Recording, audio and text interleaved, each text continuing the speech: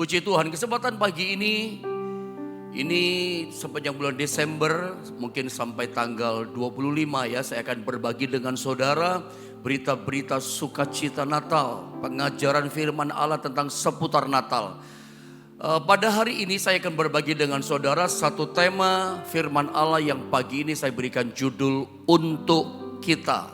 Ya, mari kita buka ayatnya dulu dalam Yesaya pasal 9 ayat yang kelima. Tentu ini ayat yang sangat familiar ya, ayat yang tidak asing buat kita. Karena ayat ini seringkali disampaikan, diajarkan dalam perayaan atau ibadah Natal.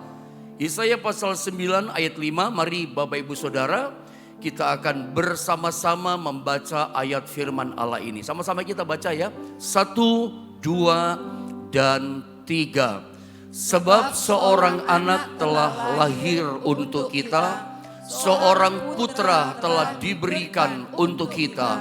Lambang pemerintahan ada di atas bahunya, dan namanya disebutkan orang Penasehat Ajaib, Allah yang perkasa, Bapa yang kekal, Raja Damai. Dalam beberapa hari ke depan mulai sekarang kita bahas ayat ini dulu sampai selesai. Dari mulai kalimat pertama tentu sampai kalimat terakhir. Saya mencoba mengajarkan ini, menyingkapkan apa yang ada dalam rahasia firman Allah ini. Supaya dalam merayakan Natal bukan sekedar ini menjadi momentum di mana kita hanya sekedar merayakan. Tapi saya berdoa Anda dan saya, kita semua betul-betul mengalami Natal itu terjadi dalam hidup kita. Natal itu betul-betul kita alami sampai kepada keluarga kita. Bisnis saudara, usaha saudara. Realita Natal itu bukan sekedar sejarah, tapi itu sesuatu realita yang betul-betul kita bisa alami. Nah, kita mulai belajar masuk pada Yesaya 9 ayat yang kelima. Saya baca ulang sekali lagi ayat ini, perhatikan baik-baik. Dikatakan sebab seorang anak dikatakan telah lahir untuk kita, seorang putra telah diberikan untuk kita. Lambang pemerintahan ada di atas bahunya, dan namanya disebutkan orang Penasehat Ajaib, Allah yang perkasa, Bapa yang kekal, Raja Damai. Saya ingin setiap kita pagi ini fokus dulu yang kita soroti kalimat yang awal dari ayat ini sampai titik koma. Pagi ini yang kita soroti, kita belajar bagian A dulu sampai titik koma. Kalimatnya mengatakan begini, sebab seorang anak telah lahir untuk kita. Tentu kita tahu maksud ayat ini, yang disebut seorang anak di sini maksudnya adalah Tuhan Yesus Kristus lahir ke dalam dunia ini yang kita peringati lewat Natal. Jadi anak di sini maksudnya adalah Yesus. Dan yang menarik dikatakan sebab seorang anak, yaitu maksudnya adalah Tuhan Yesus Kristus juru selamat kita, dikatakan telah lahir. Dikatakan alasannya cuma satu, Yesus Kristus lahir ke dunia ini alasannya cuma satu, tidak ada alasan lain. Alasannya cuma satu, Yesus lahir ke dunia, yaitu untuk kita. Lalu kalimat berikutnya dikatakan seorang putra telah diberikan, alasannya lagi-lagi cuma satu, tidak ada alasan lain. Seorang putra dikatakan telah diberikan, cuma satu alasannya, yaitu untuk kita. Saudara, di dalam terjemahan teks bahasa Ibraninya, terjemahan asli, kata seorang putra, kata putra di sini itu artinya adalah seorang anak laki-laki yang telah teruji dalam kualitas. Jadi artinya Bapa itu memberikan putranya, ini bukan sembarang main lepas. Bapa, Allah Bapa di sorga memberikan putranya, ini memberikan yang terbaik. Jadi sebetulnya gini, dan alasannya cuma satu, untuk kita. Dia berikan itu yang terbaik buat kita. Itulah putranya yang telah teruji ya dalam yang namanya kualitas. Dia tidak berikan malaikatnya sama kita, tapi dia berikan anaknya. Dia berikan putranya, anak laki-laki yang terbaik, yang telah teruji dalam kualitas. Kenapa dia tidak berikan malaikat saja? Mungkin dia berkata, kan cukup dia berikan malaikat saja. Ingat, malaikat itu adalah seorang yang melayani Tuhan. Malaikat itu cuman pelayan. Bapa di sorga Tuhan kita tidak memberikan malaikat pelayan kepada kita. Yang diberikan kepada kita itu adalah putra tunggalnya. Seorang anak laki-laki yang telah teruji dalam kualitas. Artinya gini, dia berikan yang terbaik. Saya pikir semuanya kita sepakat setuju. Yang namanya putra di tengah-tengah keluarga kita. Yang namanya anak. Anak itu adalah sesuatu kepemilikan yang berharga. Sama dengan Bapa di sorga. Kalimat yang mengatakan putra, yaitu anak laki-laki yang telah teruji dalam kualitas. Ini yang diberikan kepada kita. Bukan pelayan, bukan malaikat, tapi putranya. Putra atau anak laki-laki di sini. Ini bicara tentang kepemilikan yang sangat berharga. Kepemilikan yang terbaik. Itu yang Tuhan kasih kepada kita. Alasannya cuma satu, untuk kita. Lahir ke dunia untuk kita, diberikan putra yang terbaik juga untuk kita. Kalau saya boleh katakan, tindakan atau apa yang dilakukan Bapa di sorga, yang dilakukan Tuhan kepada setiap kita, ini sebetulnya tidak masuk akal. Gak masuk logika, kontralogik istilah orang sekarang. Kenapa saya katakan kontralogik, gak masuk akal, gak masuk logika? Yang pertama kita lihat dalam ayat ini, dia berikan yang namanya yang terbaik buat kita. Anak diberikan. Saya pikir setiap kita namanya bapak yang hidup benar. Atau mama yang hidup benar, hidup taat sama Tuhan. Tentu harga mati yang namanya anak kita sayang. Harga mati dong buat kita namanya anak yang harus dicinta. Apalagi Bapa di sorga. Nah kita lihat di sini, dia berikan yang terbaik. Jadi kontralogik yang pertama gini, dia berikan yang terbaik buat kita. Kalau anaknya saja diberikan, dan menarik gini, alasannya cuma satu untuk kita. Saya mau cuma bilang pada bagian pertama ini sama saudara. Makanya jangan pernah berpikir begini dalam hidup kita. Kalau yang terbaik saja itu dikasih sama kita, anak loh. Kan saya udah katakan, bagi kita orang tua yang benar mengasihi Tuhan, hidup kita betul, hidup kudus, anak itu harga mati kita sayang. Tapi Bapak malah berikan yang paling berharga, yang terbaik anaknya untuk kita. Makanya kalau sampai, saya mau bilang begini, kalau sampai ada di antara kita orang Kristen, anak Tuhan di antara saudara, Anda merasa gini, diri saya ini gak berharga Pak. Saya ini orang yang rendah Pak, gak ada nilainya. Saya ini orang yang gak ada gunanya di dunia ini. Saya itu hidup di dunia gak ada artinya. Saya mau katakan, kalau ada di antara kita berkata, diri kita gak ada gunanya, gak ada faedahnya. Ini namanya orang Kristen yang konslet rohaninya. Ini anak Tuhan, orang percaya yang salah konsepnya tentang Tuhan. Ingat, dia berikan anaknya lahir untuk kita. Dia berikan anak laki-laki yang teruji dan berkualitas, yang terbaik dikasih sama kita. Dengar baik saudara ya. Kalau sampai kita mengatakan, saya gak berguna, saya itu gak ada artinya, saya itu gak ada gunanya apa-apa. Ini salah konsep loh. Atau yang kedua saya katakan gini, yang pertama itu. Yang kedua ini, kalau kita sebagai anak Tuhan berkata gini, saya ini ikut Tuhan tapi kok gak ada pertolongan ya, kok Tuhan gak bela saya. Jadi seolah-olah Anda berkata saudara percaya sama Tuhan, Tuhan itu seperti gak memperhatikan hidup saudara. Saudara merasa gini, bahwa Tuhan gak sayang sama saudara. Doa saya udah lama doa gak dijawab-jawab pendeta. Lalu Anda mulai berpikiran negatif kepada Tuhan. Anda mulai salah sangka. Anda mulai berpikir yang salah tentang Tuhan. Berarti Tuhan gak sayang sama saya. Saya mau kasih tahu, kalau yang berharga saja, yang paling susah saja, yang paling berat, rasanya kontralogik, gak masuk akal dia mau lakukan. Yesus saja mau lahir ke dunia ini di kandang binatang. Ini saya sebut ini orang yang salah gambar diri ya. Kalau saya berkata saya tidak berharga, saya ini orang yang tidak ada gunanya hidup di dunia, saya ini orang tidak ada artinya pendeta. Anda salah konsep. Dia lahir ke dunia itu untuk kita, untuk saudara, untuk saya. Yang kedua adalah salah besar, salah konsep. Ketika Anda berkata, Tuhan tidak memperhatikan saya. Anda mulai berpikir negatif tentang dia. Saya mau katakan, saya kasih pandangan begini. Yang susah saja dia mau lakukan.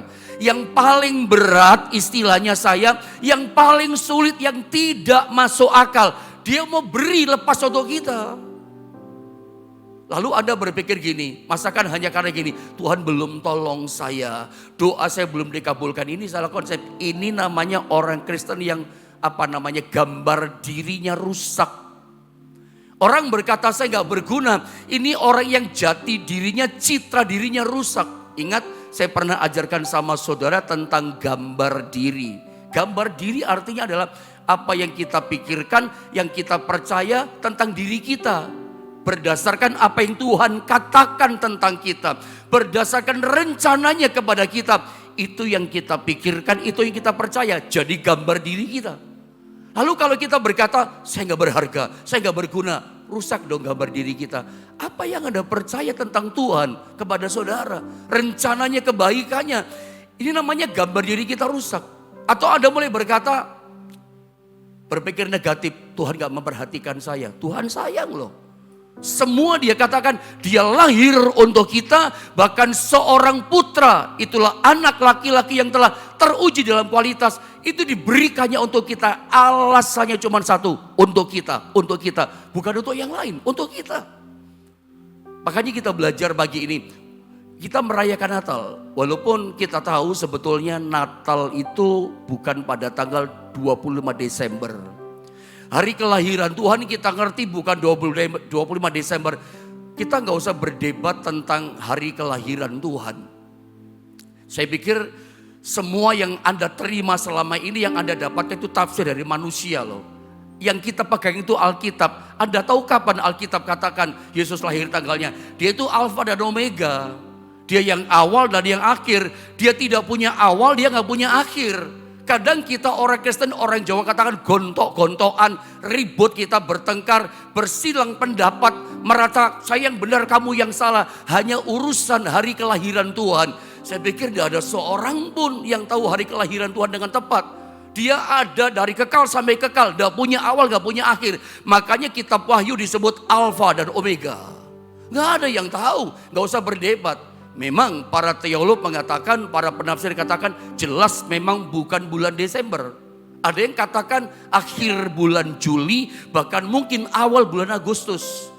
Tapi coba kalau kita merayakan Natal, ada satu keluarga Kristen yang Anda kenal, nyanyi menyalakan lilin malam kudus sunyi senyap. Itu pada akhir Juli atau awal Agustus. Orang pikir aneh, loh ngapain? Dunia merayakan Natal bulan Desember, kita nggak usah berdebat soal tanggalnya. Yang penting kita maknai, kita merayakan kelahiran Tuhan itu kenapa? Memaknai tentang dia berharga, kita berharga di mata Tuhan. Dan dia berharga buat kita segalanya. Dia rela buat semuanya untuk kita. Bahasa saya pendek begini, untuk kita dia rela buat apa saja. Itu bahasa saya, untuk kita dia rela lakukan apa saja. Makanya jangan lagi stop berpikir saya gak berguna. Saya itu gak ada gunanya loh pendeta. Dan stop berpikir bahwa Tuhan itu gak sayang sama kita. Dia sangat sayang. Saking sayangnya, betapa berharganya, pentingnya kita, intinya kita di mata Tuhan. Sampai dia lahir untuk kita. Berikan putra tunggalnya untuk kita. Yohanes 3:16 katakan, karena begitu besar kasih Allah akan di dunia. Alasannya dunia untuk kita. Karena kasihnya untuk kita. Jadi untuk kita Tuhan rela bikin apa saja. Masakan cuma menolong kita, menjawab doa kita, kasih jalan keluar masalah kita, mengabulkan apa yang kita masa Tuhan gak mau. Lahir anaknya ke dunia dia mau kerjakan itu paling sulit. Bahkan yang terbaik dikasih untuk kita dia lakukan. Masa hal yang lain dia gak mengerjakan. Mari kita belajar. Dan memang kita ini di YouTube channel GSP di Jombang menurut saya dari aliran gereja yang berbeda-beda saudara. Macam-macam kita. Mungkin saya katakan ada di antara saudara yang mempunyai keyakinan. Saya yakin ada di antara saudara punya keyakinan Natal gak usah dirayakan. Paskah yang dirayakan. Kalau nggak ada kelahiran, nggak ada kematian. Mesti lahir dulu baru mati loh. Tapi ada banyak orang mengajarkan dan itu diyakini sama gereja, sama jemaat. Nggak usah merayakan Natal. Sorry ya, saya koreksi sedikit. Apa sih yang kita rayakan dari kelahiran Yesus? Natal ini kenapa sih kita merayakan? God became a man. Allah lahir menjadi manusia. Allah menjelma jadi manusia. Ini yang kita rayakan. Kenapa kita rayakan Natal? Sementara yang lain berkata, tidak usah merayakan Natal. Coba saya kasih pandangan sedikit sama saudara. Anda boleh terima, Anda boleh tidak. Yang selama ini berpikir, tidak usah merayakan Natal. Paskah saja dirayakan. Semua masterpiece-nya Tuhan. Kelahiran, kematian, ya, kebangkitannya, kenaikan ke sorga, kedatangannya nanti yang kelima, saudara ya. Yang kelima kedatangan kedua kali menjemput kita gerejanya, ada 5 masterpiece Tuhan. Kelahiran sampai kematian, sampai dia bangkit saudara ya. Lalu sampai dia naik ke sorga. Dan yang kelima masterpiece-nya apa? Dia datang kembali menjemput gerejanya. Semua ini masterpiece, karya Tuhan yang ajaib. 5-5-nya kita merayakan. Jangan semua 4 kita rayakan kelahiran dan berkata, tidak usah dirayakan sebab Natal tidak penting. Siapa yang bilang kepada kita Natal tidak penting? Itu juga masterpiece, karya Allah yang ajaib, yang kita nggak bisa bayar lakukan apapun untuk itu. Anda bayangkan, kan kita masih lanjut besok kan saudara. Saya kasih pandangan dulu. Anda bayangkan begini, Allah itu Yesus itu ada dari kekal sampai kekal. Dia rela tinggalkan sorga yang mulia. Bayangkan itu. Dia rela tinggalkan tahtanya yang indah, yang mulia. Lalu turun ke dunia yang hina. Menjadi manusia yang paling rendah, manusia hamba. Lahirnya di kandang binatang. Padahal dia Tuhan Allah. Sorga yang indah, yang besar, yang luhur, yang mulia. Dia tinggalkan. Tahtanya yang gemerlap dia tinggalkan yang penuh kemuliaan. Lalu kemudian lahirnya bukan di kasur yang empuk, di tempat palungan minuman binatang. Itu mungkin binatang domba. Ya kan? Menderita. Lahir sudah mau dibunuh sama Herodes. Nanti ketika bertumbuh, ketika mulai dewasa umur 33 tahun, 30 mulai melayani, 33,5 tahun dia selesai pelayanan, 3,5 tahun dia melayani, dihina, iya kan? Bahkan mati di kayu salib. Anda bayangkan, dia itu rela menjadi manusia seperti itu. Tinggalkan tata. Saya mau tanya, kira-kira ada gak di antara saudara yang mau melakukan seperti Yesus? Sudah sukses, saya suka kasih gambaran, sudah berhasil, udah mapan bisnis saudara. Ada pemilik perusahaan yang sukses. Lalu ada orang suruh saudara, ayo kamu kembali kerja merintis lagi seperti 30 tahun yang lalu. Saya mau tanya, ada yang mau di antara saudara? Saya yakin jawaban kita, enggak mau Pak. Anda sekarang kerja dari karyawan bawah. Sekarang Anda jadi GM, General Manager. Ada yang suruh saudara, ayo kamu kembali jadi sales.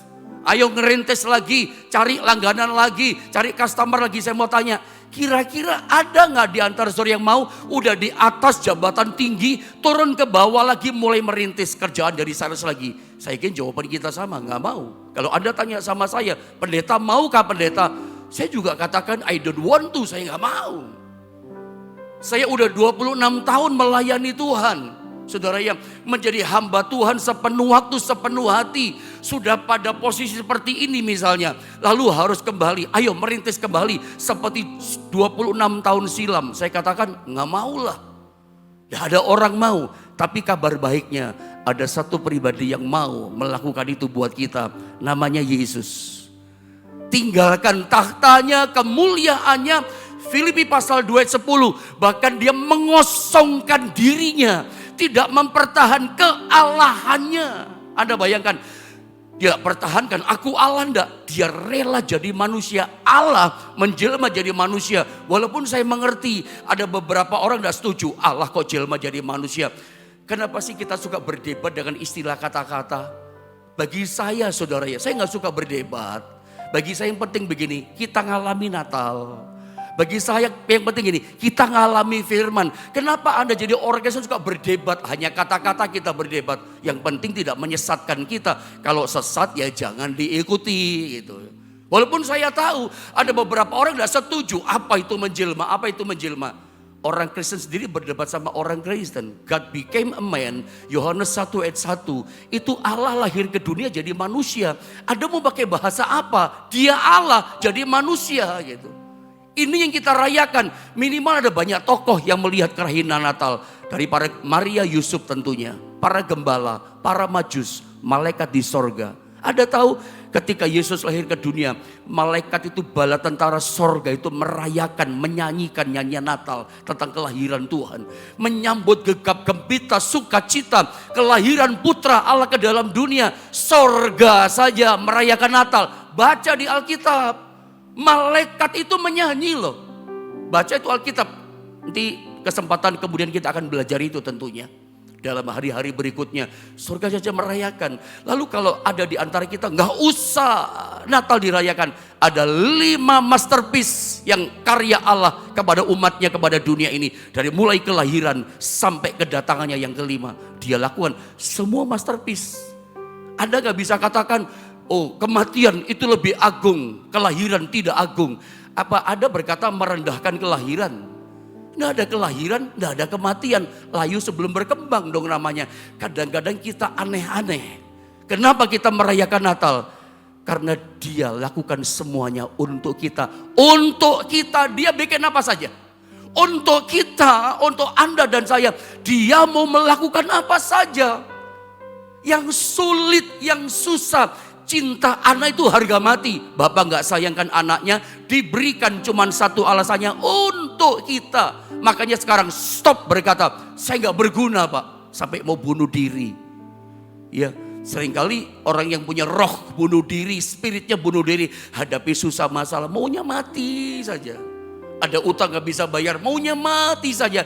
Ini orang-orang yang rohnya merasa saya tidak berguna, saya tidak ada artinya hidup di dunia ini. Engkau berarti. Saya ingin lewat pengajaran firman Allah ini, gambar diri kita yang kabur, gambar diri kita yang rusak jadi jelas kembali. Oh Tuhan sayang, kekristenan dimulai, Tuhan mengasihi saya, Tuhan cinta saya. Kekristenan, ikut Tuhan, percaya Tuhan, nomor 1 ini langkahnya. Anda gak pernah bertumbuh dengan benar imanmu, Anda gak pernah jadi kuat, benar-benar kuat bertumbuh iman saudara. Kalau engkau tidak mengatakan gini, Tuhan sayang sama saya. Nomor 1 orang Kristen mesti mengerti nomor 1. Baru ada langkah 2. Tidak ada 1, tidak ada 2. Tidak ada 1, tidak ada 3. Nomor 1 kekristenan gini, Tuhan sayang sama saya. Tuhan mengasihi saya. Jadi kalau hari ini saudara punya banyak persoalan. Di akhir tahun saudara punya banyak kesulitan. Ada banyak tantangan saudara hadapi. Saya ingin saudara katakan kata-kata ini. Ternyata Tuhan mengasihi saya. Tuhan cinta saya. Tuhan mengasihi saya. Iya, untuk kita Tuhan rela buat apa saja. Makanya buang pikiran, saya gak berguna. Buang pikiran negatif, Anda salah sangka dengan Tuhan. Tuhan gak sayang, Tuhan sayang sama kita. Jangan hanya karena doa belum dijawab, Anda berpikir Tuhan gak cinta, Tuhan gak bela, Tuhan gak perhatian. Dia sangat perhatian. Saya ulang, semua dikerjakan untuk kita. Saya coba tunjukkan satu ayat sebanding perkataan. Jadi sebetulnya saya ingin berkata gini, dari mulai perjanjian lama sampai perjanjian baru, Tuhan itu cinta sama kita. Semua dia lakukan untuk kita. Mari kita lihat Roma 8 ayat 32 saudara ya. Mari saya baca ayat ini buat setiap kita. Roma 8 ayat 32. Ia dikatakan yang tidak menyayangkan anaknya sendiri. Jelas ya. Tetapi yang menyerahkannya bagi kita semua. Bagaimanakah mungkin ia tidak mengaruniakan segala sesuatu kepada kita bersama-sama dia?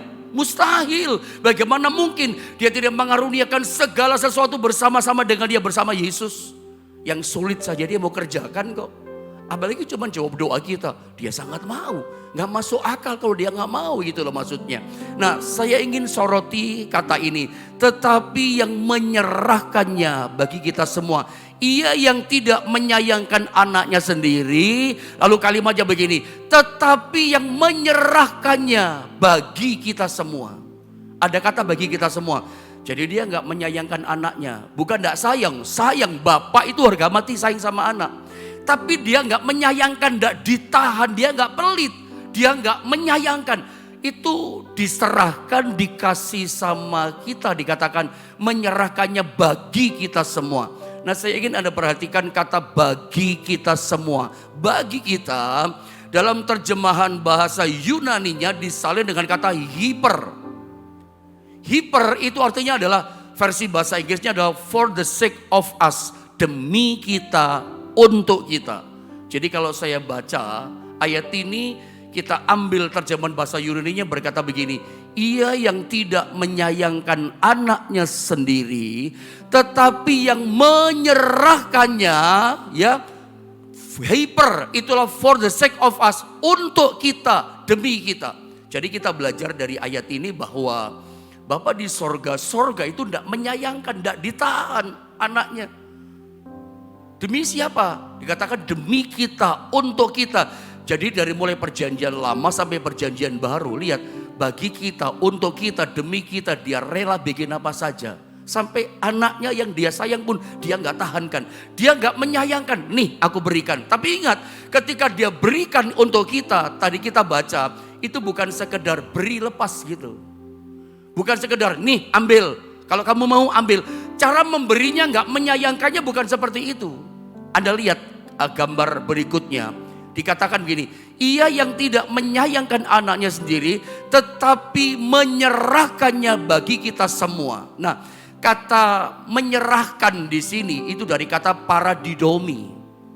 Ketika dia menyerahkan anaknya, bukan sekedar main serah. Nih lu mau ambil deh. Seperti biasa saja, enggak. Kata menyerahkan dari kata paradidomi. Artinya Bapa tahu dia menyerahkan anaknya ke dalam bahaya. Bahaya apa? Dari mulai lahir mau dibunuh itu bayi. Bapak tahu. Nanti ujungnya adalah mati di kayu salib untuk menebus dosa kita. Jadi dia menyerahkannya itu menyerahkan anaknya dalam bahaya. Masakan untuk yang sulit seperti ini, yang sangat sukar, tidak masuk akal yang dikerjakan. Ini kontra logik yang dia kerjakan. Tapi dia mau lakukan semuanya. Alasannya cuma satu, untuk kita. Jadi untuk kita dia mau bikin apa saja. Dia mau lakukan apa saja. Mari saat ini biar kita punya pandangan. Oh Tuhan sayang sama kita. Saya lanjutkan gambar berikutnya, saya tunjukkan kata mengaruniakan. Saya baca ulang. Ia yang tidak menyayangkan anaknya sendiri, tetapi yang menyerahkannya bagi kita semua, bagaimanakah mungkin, lihat kalimat ini, ia tidak mengaruniakan segala sesuatu kepada kita bersama-sama dengan dia. Kata mengaruniakan dari kata karisomai. Karisoma itu yang pertama artinya adalah menolong, saya gak sempat tulis. Yang kedua adalah dia berikan kemurahan. Mengaruniakan artinya menolong, mengaruniakan artinya adalah kemurahan diberikan pada kita. Tetapi karisoma yang ketiga artinya adalah menghujani kita dengan kebaikan bertubi-tubi. Sampai kapan? Sampai kita puas dengan kebaikannya. Jadi kalau saya baca terjemahan ini, ia yang tidak menyayangkan anaknya sendiri, tetapi menyerahkannya bagi kita semua. Bagaimana mungkin ia tidak menolong kita?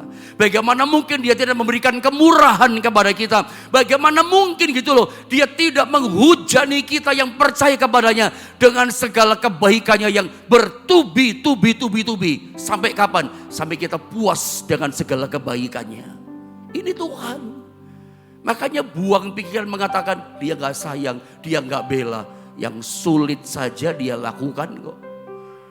Dia berikan anaknya dalam bahaya, dia gak sayang untuk itu. Untuk kita, dia mau bikin apa saja. Jadi Anda punya gambaran hari ini. Sampai saya kasih gambaran ya. Yesaya 1 ayat 8. Sampai ayat ini berkata begini perjanjian lama. Marilah baiklah kita berperkara. Sampai seperti itu Tuhan katakan. Firman Tuhan, sekalipun dosamu merah seperti kirmisi, akan menjadi putih seperti salju. Sekalipun berwarna merah seperti kain kesumba, akan menjadi putih seperti bulu domba. Coba Anda bayangkan, pikirkan bagaimana caranya, ceritanya gitu ya. Dosa yang merahnya, jahatnya seperti kirmisi, merahnya merah banget. Itu Tuhan bisa ubahkan jadi putih sekali seperti salju. Saya belum pernah pergi jalan-jalan healing ke daerah yang bersalju. Di Eropa misalnya, di tempat yang lain. Jadi saya kurang tahu persis putih seperti salju itu kayak apa. Tapi Anda yang pernah pergi ke negara yang musim Desember begini salju, saya yakin itu sangat putihnya, putih sekali. Baju kita putih masih kalah putih sama salju. Saya cuma ingin kasih gambaran. Ini yang Tuhan buat sama kita. Kalau ada orang dosanya, kejahatannya, kenajisannya itu bagaikan merahnya seperti kirmisi, seperti kain kesumba, merah banget. Itu ternyata Tuhan bisa ubah jadi seputih salju. Apa yang saya mau katakan sama saudara? Tuhan itu untuk kita, untuk Anda, untuk saya, untuk kita semua. Tuhan mau buat apa saja. Buang pikiran yang negatif, salah sangka dengan Tuhan. Kok Tuhan gak bela ya? Saya udah doa lama-lama kok Tuhan belum jawab. Saya udah minta udah sekian lama, hampir 1 tahun, kok Tuhan belum berikan jalan keluar. Kadang-kadang proses pada gurun kita lewati ini. Yang penting punya gambar diri yang benar. Yang kita percaya, kita yakini apa kata firman, itu percayai. Pada waktunya pasti ada jawaban. Yang sulit saja menyerahkan anaknya dalam bahaya, dia mau kerjakan kok. Yesus saja lahir ke dunia hina, dia mau kok. Mustahil dia gak mengaruniakan segala sesuatu kepada kita. Pertolongannya gak mungkin gak dikasih. Kemurahannya, tujuan Tuhan datang ke dunia ini memberikan kebaikan bertubi-tubi sampai kita puas dengan kebaikannya. Saya percaya di antara saudara udah ngalami itu. Tapi sayang ya, sayang masih ada banyak di antara kita yang gak paham tentang kasih Tuhan lewat Natal. Sorry kata-kata saya, jangan marah dengan saya. Tapi firman kok yang katakan, kadang kita loh, Tuhan untuk kita rela lakukan apa saja. Tapi kitanya suka kurang ajar sama Tuhan. Sorry jangan marah dulu ya. Karena firman Allah berkata, kadang kita ini disayang sama Tuhan, tapi sikap kita ngelunjak sama Tuhan. Ada banyak orang Kristen, anak Tuhan, pelayan Tuhan tuh ngelunjak. Bahkan sikapnya, sorry kata-kata ini, kurang ajar sama Tuhan. Bukan saya yang ngomong, firman yang ngomong. Mari saya tunjukkan beberapa ayat terakhir buat kita. Dalam Maleakhi pasal 3 ayat 13 sampai 18. Saya baca ya, perhatikan ayat ini. Ini Tuhan yang bicara. Bicaramu kurang ajar tentang aku. No, Tuhan yang bilang. Bicaramu kurang ajar tentang kamu. Firman Tuhan. Jadi Tuhan yang ngomong. Tetapi kamu berkata, biasa orang ngeles. Israel ngeles, kita suka ngeles. Tetapi kamu berkata, kita ngomong apa? Apakah kami bicarakan di antara kami tentang engkau? Kurang ajarnya di mana Tuhan? Ngeles kita. Tuhan kasih tahu, kamu berkata adalah sia-sia beribadah kepada Allah. Jadi kalau ada orang berkata percuma ibadah sama Tuhan, itu bicara kurang ajar, ngelunjak sama Tuhan. Terus, apakah untungnya kita memelihara apa yang harus dilakukan terhadapnya dan berjalan dengan pakaian berkabung di hadapan Tuhan semesta alam? Bikin apa? Hidup kudus. Karena kata beribadah, saya tunjukkan sedikit tapi saya gak sempat kasih gambar ya. Kata beribadah dalam bahasa Ibrani, teks asli disalin dengan kata abad. Abad itu artinya adalah mengabdi kepada Tuhan untuk melakukan kehendaknya, taat kepada Dia. Kalau ada orang berkata, ternyata percuma ya kita melayani Tuhan. Kalau ada orang berkata, percuma saya udah mengabdi kepada Tuhan. Percuma saya hidup taat setia sama Tuhan. Kalau bahasa Yunaninya beribadah itu eusabia, hidup dalam kekudusan. Lalu ada berkata, percuma ya jaga hidup dalam kekudusan. Yang lain gak hidup kudus, gak apa-apa kok. Percuma hidup kudus, toh Tuhan gak jawab doa saya. Sampai sekarang hidup saya belum diperhatikan. Saya mau kasih tahu, ketika kita berkata percuma setia sama Tuhan, percuma mengabdi sama Tuhan, dan bahasa Indonesia berkata percuma beribadah, ternyata semua sia-sia ya. Ini ngelunjak kata Tuhan. Ini sikap beribadah yang kita katakan sia-sia, ini namanya kita kurang ajar bicaranya. Sorry saya katakan, saya tanya sama saudara, kapan terakhir Anda melepaskan perkataan ini? Mungkin di pikiran, di hati kita, nggak sampai di mulut, tapi di hati berpikir, percuma ya taat, percuma ya doa-doa ibadah, percuma ya melakukan firman Allah. Kapan terakhir di hatimu berpikir, berkata seperti itu? Sorry saya katakan, itu bicara kurang ajar di mata Tuhan. Melunjak sama Tuhan. Padahal kita udah nangkep, dapat sesuatu. Bahwa untuk kita Tuhan rela bikin apa saja. Untuk kita Tuhan rela lakukan apa saja. Memberikan putranya dalam bahaya mati di kayu salib. Dia kasih, dia gak menahan, menyayangkan untuk anaknya lahir ke dunia. Yang sulit, yang paling sulit, paling bahaya, paling sukar dia kerjakan. Apalagi menolong kita. Jangan-jangan karena sikap kita yang melunjak seperti ini, doa kita nggak ada jawaban. Kalau itu Anda pernah terpikir di hatimu, terkatakan di hatimu, ini kesempatan baik di bulan Natal, Anda minta ampun sama Tuhan. Nggak usah ngeles lagi.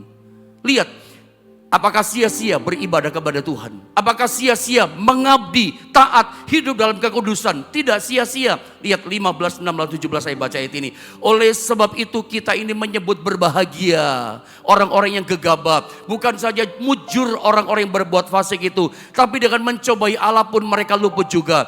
Beginilah berbicara satu sama lain orang-orang yang takut akan Tuhan. Tuhan memperhatikan mendengarnya. Lihat ayat yang ke-17, 18. Lihat, apakah sia-sia beribadah pada Tuhan? Saya baca, mereka ini orang yang abad. Mereka ini orang yang menganggap ini, ternyata ibadah itu gak sia-sia, yang menguntungkan dia. Kita gak berontak, kita setia sama Tuhan. Apakah sia-sia beribadah? Ini jawabannya, mereka akan menjadi milik kesayanganku sendiri. Jadi ibadah itu gak sia-sia, berdoa itu gak sia-sia, menjaga hidup dalam kekudusan tidak sia-sia. Kita menjadi milik kesayangan Tuhan sendiri. Firman Tuhan semesta alam, pada hari yang kusiapkan, lihat, aku akan mengasihani mereka sama seperti seseorang yang menyayangi anaknya yang melayani dia. Ada keuntungan loh orang yang beribadah. Jadi ralat stop bertobat yang berkata percuma ibadah, percuma doa, percuma taat. Ketaatan kita, kekudusan yang kita lakukan menjadikan kita menjadi milik kesayangan Tuhan. Tuhan menyayangi kita seperti anaknya sendiri. Bahkan 18, maka kamu akan melihat kembali perbedaan antara orang benar dan orang fasik. Anda akan lihat bedanya. Oh iya, Tuhan sayang sama aku. Mungkin Anda sudah nangis itu ketika melihat sayangnya Tuhan seperti anak sendiri. Antara orang beribadah itu beda kepada Allah dan orang tidak beribadah kepadanya. Ujungnya Anda akan lihat, iya ya, beda ya, setia. Saya berharap lewat pengajaran firman Allah ini, gambar diri kita kembali muncul. Jelas Tuhan sayang sama kita. Ingat, kekristenan itu berangkatnya dari sini. Tuhan sayang saya, Tuhan cinta sama saya. Ketika Anda mulai diintimidasi sama setan, setan ngomong macam-macam, ada sengsara hidupnya susah, katakan Tuhan sayang sama aku. Hei setan, percuma kamu ngomong, aku tahu Tuhan cinta sama aku. Selesai. Anda akan menang. Anda akan lihat ada perbedaan. Orang cinta Tuhan dan tidak cinta Tuhan. Orang beribadah kepada Tuhan dengan orang tidak beribadah. Doa saya dalam kita merayakan masa raya Natal ini, keajaiban Natal, pertolongan Natal, Anda menjadi anak kesayangan Tuhan, itu terjadi. Natal itu membedakan semua. Kekristenan itu membedakan dengan semua perbedaan agama yang ada. Karena Natal itu Tuhan yang datang untuk kita, bukan kita yang datang kepada Tuhan. Natal itu luar biasa. Tuhan yang datang ke dunia, mana ada ceritanya seperti itu. Natal itu ajaib, big miracle buat kita. Natal itu mujizat yang besar buat kita. Karena Dia yang datang. Kalau kita yang datang cari Tuhan, bisa tidak ketemu. Tapi kalau Tuhan yang datang cari kita, pasti ketemu, menolong, memberikan kemurahan buat setiap kita.